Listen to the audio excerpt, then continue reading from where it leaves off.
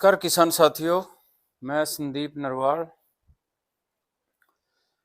साथियों, आज हम बात करेंगे भाई, किसान साथी बाग बड़े चाव से लगाते हैं और जितनी बारीकी से मैंने देखा है, किसान साथियों को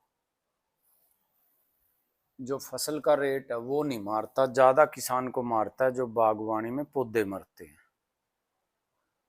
जो पौधे मरते हैं तो किसान को वो मानसिक रूप से भी बहुत परेशानी देते हैं। तो साथियों, किसान साथी लगातार फंगिसाइड डाल लेंगे, उनको खाद की बल्क डोज भी देंगे, पूरा प्रॉपर पानी देंगे, तो फिर भी हमारे पौधे क्यों सूखते हैं? ऐसा हम क्या शुरू करें भाई हमारे पौधे ना सूखें?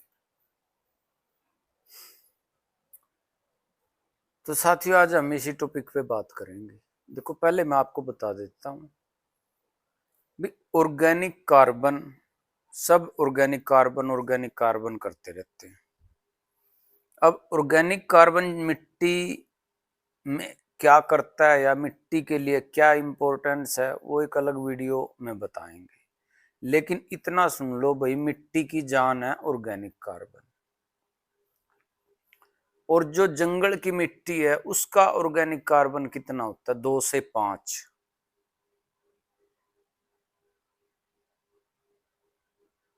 2 से 5%। और हमारे खेतों की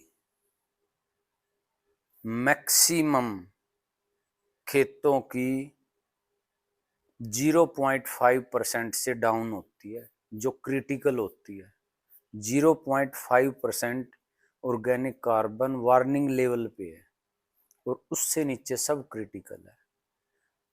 जो 0.5% ऑर्गेनिक कार्बन जिस मिट्टी का है, तो समझो वो मिट्टी डेड है। तो जो मिट्टी डेड है उसके अंदर ना तो माइक्रोब्स की एक्टिविटी होंगी, ना जड़ों के लिए बेहतर वातावरण डेवलप हो पाएगा, और कुछ नहीं होगा उस मिट्टी में, ना वो पानी सोखेगी। तो फिर कहाँ से बाग चलेंगे? पौधे तो सूखेंगे ही। सच्चाई तो ये है। अब जो जंगल की मिट्टी का ऑर्गेनिक कार्बन 2 से 5% क्यों है? क्योंकि साथियों, वहां पे साल दर साल पत्ते गिरते हैं, टहनियाँ गिरती हैं, वो लगातार डिकम्पोज होते रहते हैं। और जब लगातार ऑर्गेनिक मैटर गिर रहा है, वो डिकम्पोज हो रहा है, तो वहां पे साथियों जैसे जैसे मिट्टी में जैविक पदार्थ बढ़ेगा, तो जैविक पदार्थ जैसे मिट्टी में बढ़ेगा तो वो सूक्ष्म जीवों की माइक्रोबियल एक्टिविटी के लिए बेहतर वातावरण बनता चला जाएगा। मतलब जो माइक्रोबियल बेनिफिशियल माइक्रोब की एक्टिविटी है वो बहुत फास्ट होने लग जाएगी।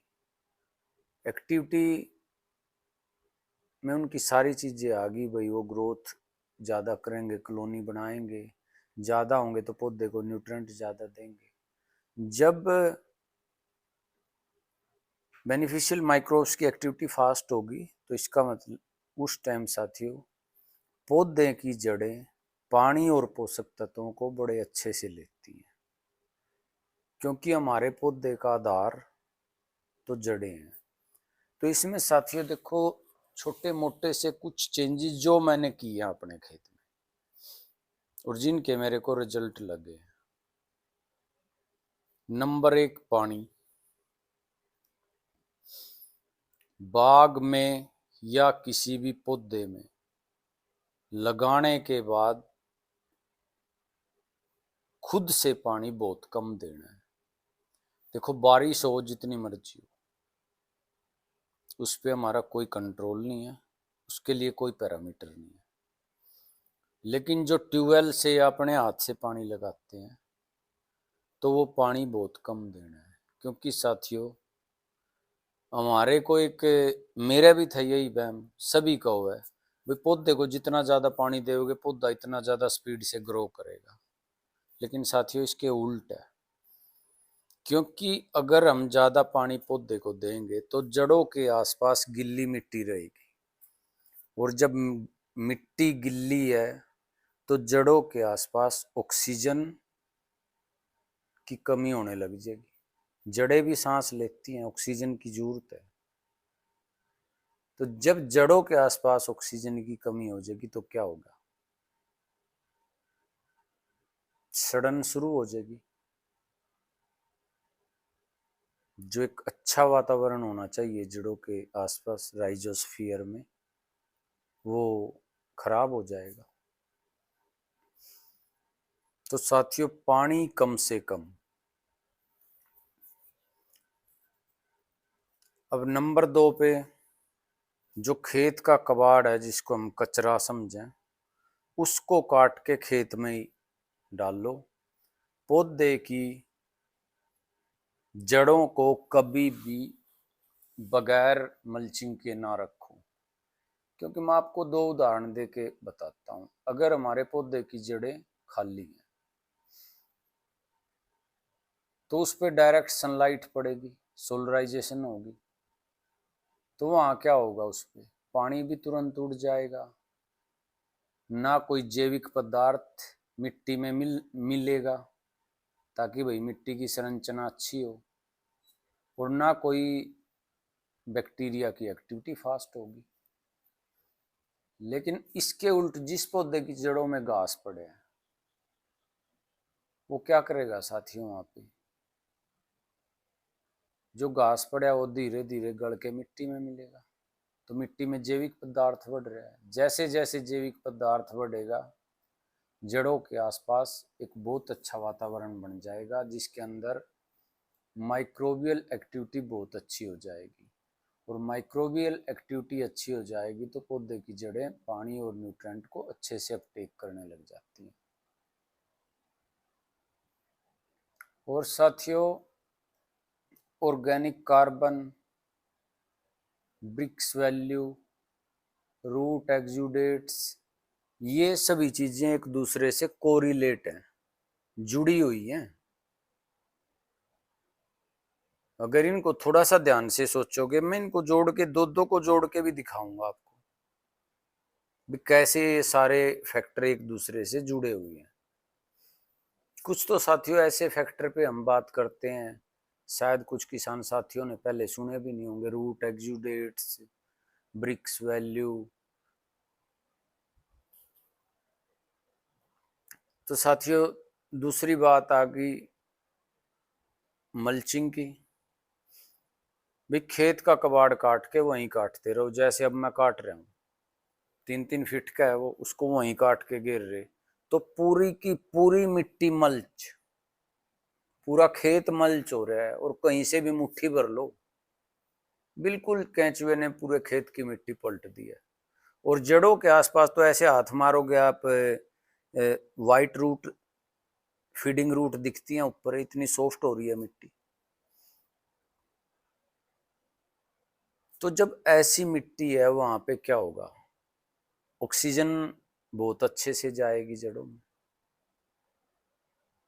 पानी नहीं रुकेगा, और हमारे को पानी देने की जरूरत नहीं पड़ती। अब की बार ट्यूबवेल से बहुत कम पानी दिए,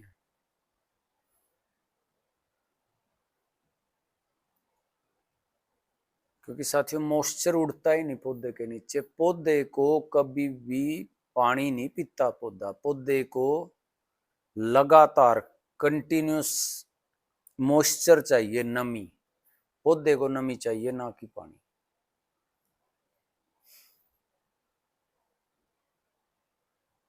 पहली बात है पानी कम, दूसरा मल्चिंग, जड़ें कभी खाली नहीं, तीसरा और कभी भी कोई भी केमिकल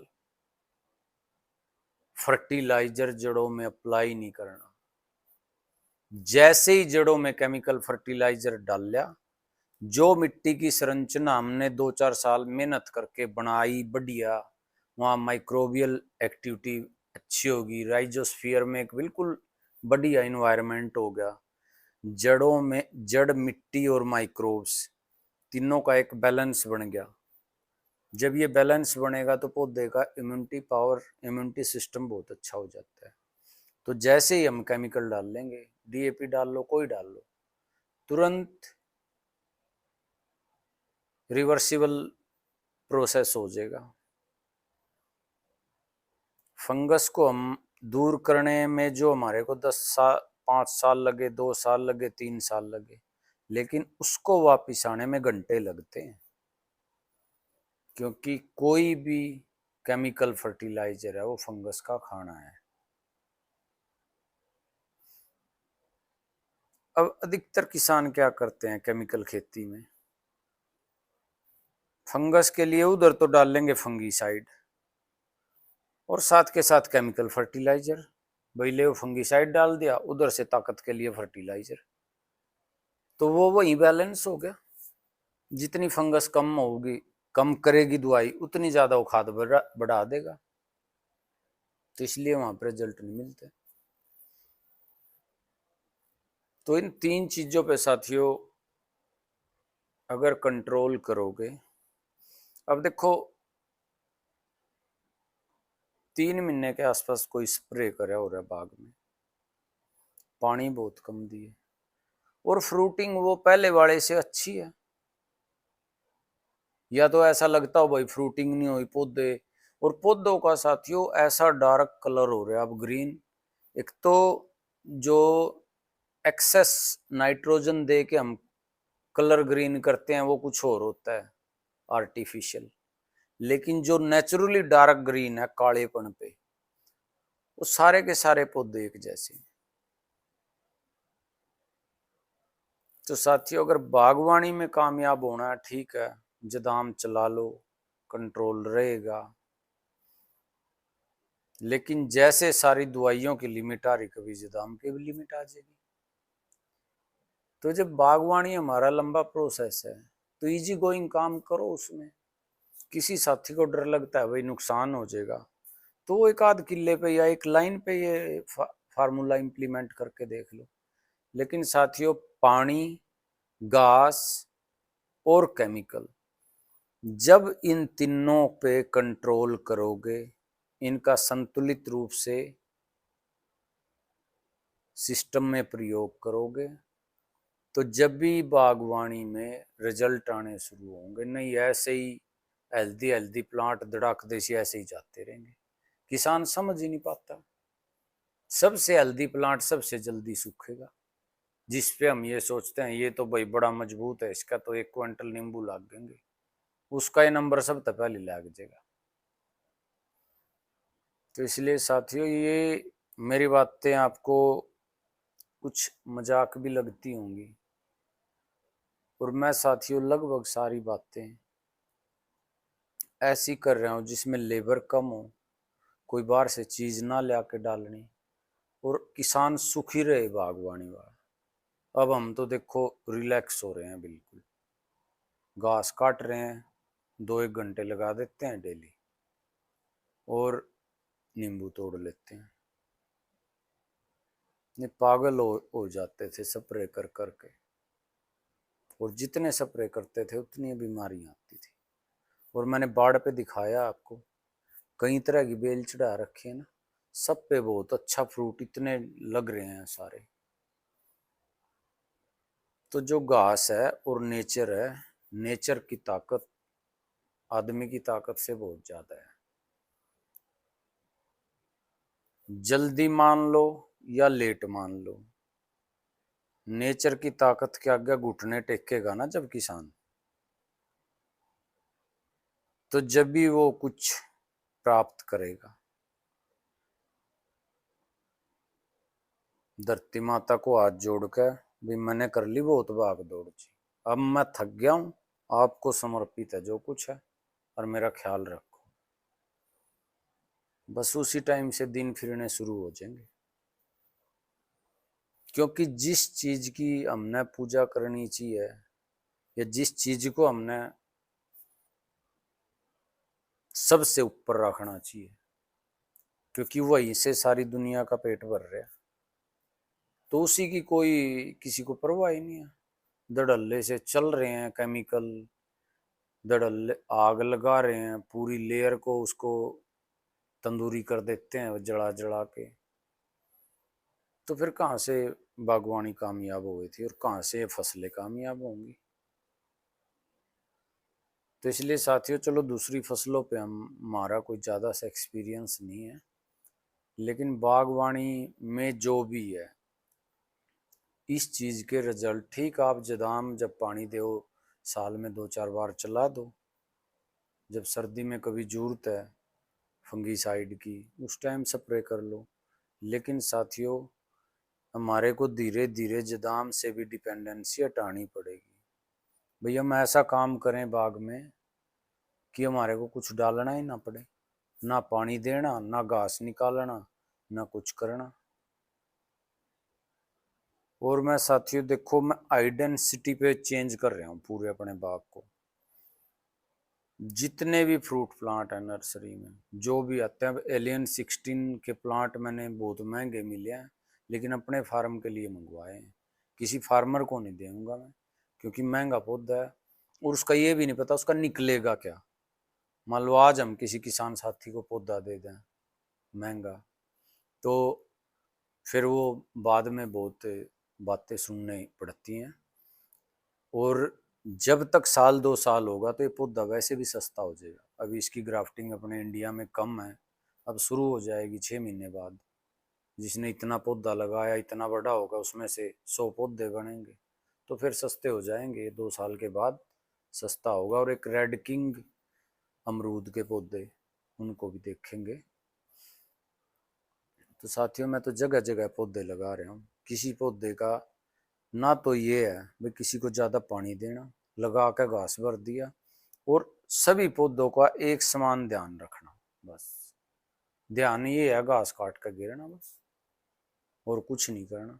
जिसने सूखना है सूख जाएगा, क्योंकि जब हमने जोर लाए, जब कौन सा पौधे सूखने तो हट गए, पौधे तो जब भी सूख रहे थे।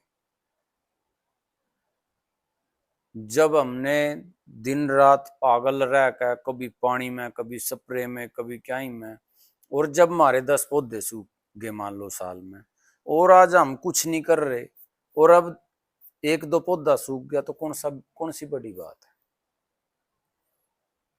तो कम से कम रिलैक्स तो रहेंगे, और एक ये दिल अपने मन को संतुष्टि रहेगी भाई हम ठीक दिशा में चल रहे हैं, और कभी ना कभी अपनी मंजिल पे पहुंचेंगे। जब ऐसा होगा भाई हमारा बाग के सभी पौधे हेल्दी हो जाएंगे और हमारे को कुछ नहीं बाहर से डालना पड़ेगा। तो किसान साथियों, इन बातों को थोड़ा गौर करें, और छोटे, ज़्यादा नहीं तो छोटे स्तर पे जो बागवानी किसान है वो जरूर ये बातें करके देखे, इनके बहुत अच्छे रिजल्ट मिलेंगे। नमस्कार।